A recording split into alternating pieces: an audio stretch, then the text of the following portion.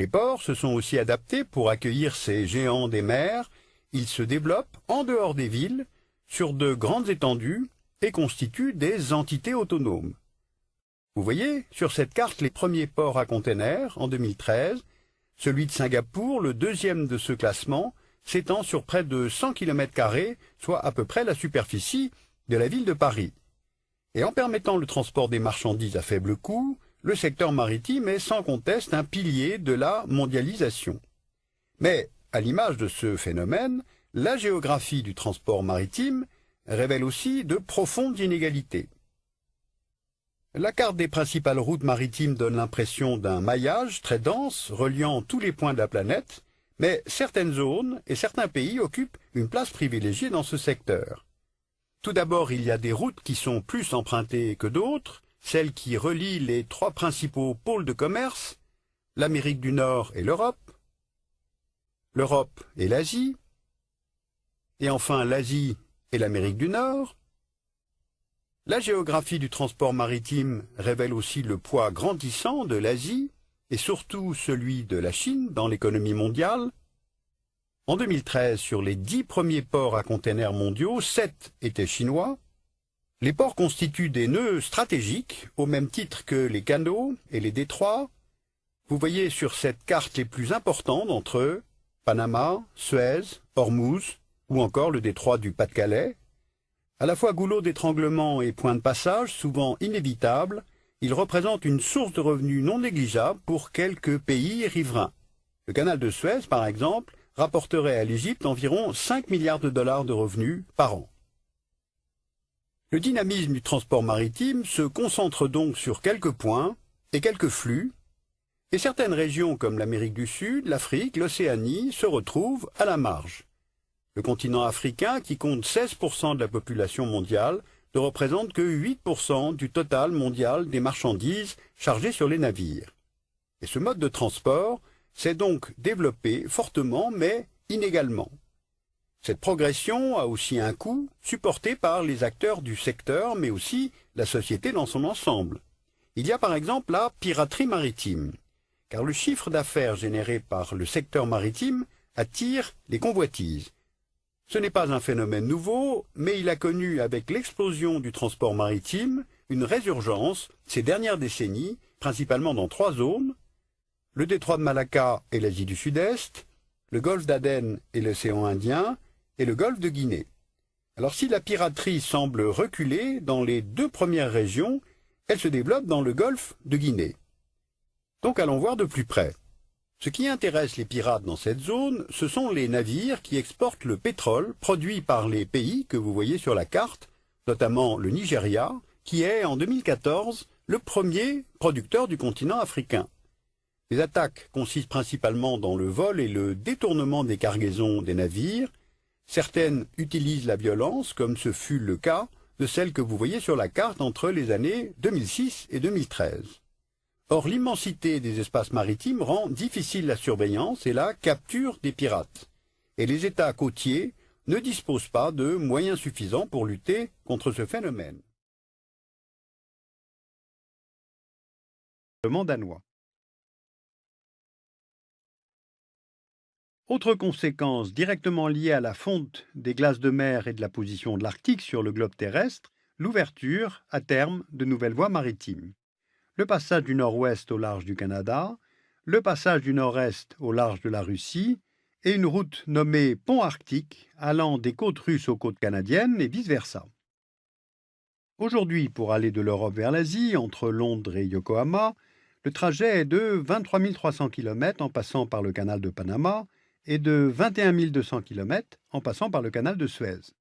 Eh bien, on passe à 14 000 en passant par le passage du nord-est et à 16 000 par le passage du nord-ouest. D'où pour les compagnies, gain de temps, gain de fuel, donc baisse du coût des équipages et peut-être même baisse des primes d'assurance. On estime que dans 25 ans, le trafic pourrait représenter plusieurs milliers de navires par an. Montré aujourd'hui. Les mers occupent 71% de la surface de la planète, soit une immense superficie qui a été longtemps régie par le principe de liberté de navigation. Ce principe avait été formulé pour la première fois en 1609 par le Hollandais Grotius, les États ne devant contrôler que baies, détroits ou zones côtières à portée de vue ou de canon. C'est après la Seconde Guerre mondiale que ce principe a été contesté à cause de deux facteurs.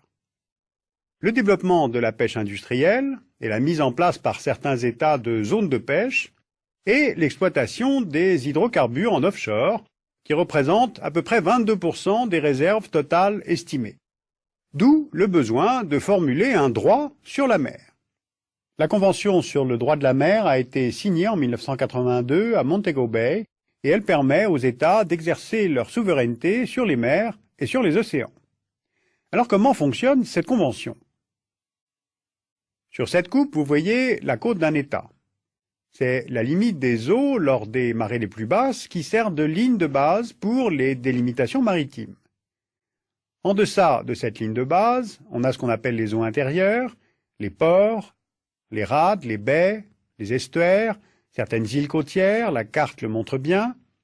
La souveraineté, là, est absolue, identique à celle pratiquée sur Terre.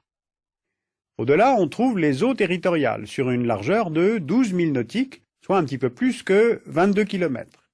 Je vous rappelle qu'un mille nautique, c'est 1852 mètres. Dans ces eaux territoriales, les États exercent une souveraineté totale, y compris sur les fonds marins et sous-marins. Mais ils doivent laisser naviguer les navires des autres États sans autorisation préalable, et seuls les navires à propulsion nucléaire et les sous-marins doivent naviguer en surface et arborer le drapeau national. Puis on trouve la zone contiguë, qui s'étend de nouveau sur 12 milles, soit au total 24 milles depuis la ligne de base. Et là, l'État peut y réprimer toute infraction à sa juridiction, dans les domaines fiscaux, douaniers, sanitaires ou immigration. Et puis enfin vient la zone économique exclusive, la ZEE, qui s'étend sur 200 milles nautiques depuis la ligne de base. Alors qu'est-ce que ça veut dire? Prenons le cas d'un pays comme la France.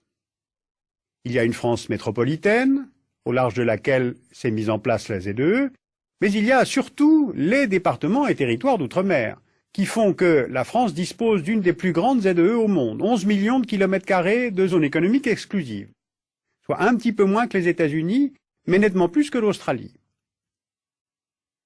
Dans la ZEE, les États ne sont pas souverains, mais ils peuvent explorer, exploiter, protéger toutes les ressources qui se trouvent dans les eaux, les fonds marins et sous-marins. Poissons, végétaux, et bien sûr pétrole et gaz. La liberté totale de navigation est garantie pour tous les navires, y compris les navires de guerre, et tout État étranger peut faire passer des oléoducs ou bien des câbles sous-marins. Et c'est au-delà de cette ZEE que commence le domaine de la haute mer, et c'est l'Autorité internationale des fonds marins qui est basée à Kingston, en Jamaïque, qui gère les fonds marins comme un patrimoine commun de l'humanité. Voilà, maintenant vous savez tout sur la Convention de Montego Bay, les choses sont claires, et pourtant on constate qu'il y a de nombreux conflits qui portent sur la délimitation des zones de... Le golfe de Guinée est une région riche en hydrocarbures, ce qui a engendré plusieurs litiges. Par exemple autour de l'archipel de Sao Tomé et Principe. La distance entre l'archipel et les États riverains du golfe étant inférieure à 400 milles nautiques, les zones se chevauchent.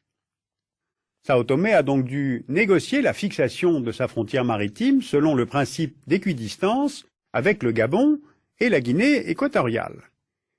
Mais avec le Nigeria, les deux États ont décidé en 2001 de mettre en place une zone commune d'exploitation des ressources pétrolières et de la pêche, sauf que le Nigeria a négocié en position de force et récupère 60% des revenus de la zone commune, Sao Tomé ne recevant donc que 40% des revenus de la zone exploitée. Deuxième cas d'étude, en mer de Chine méridionale.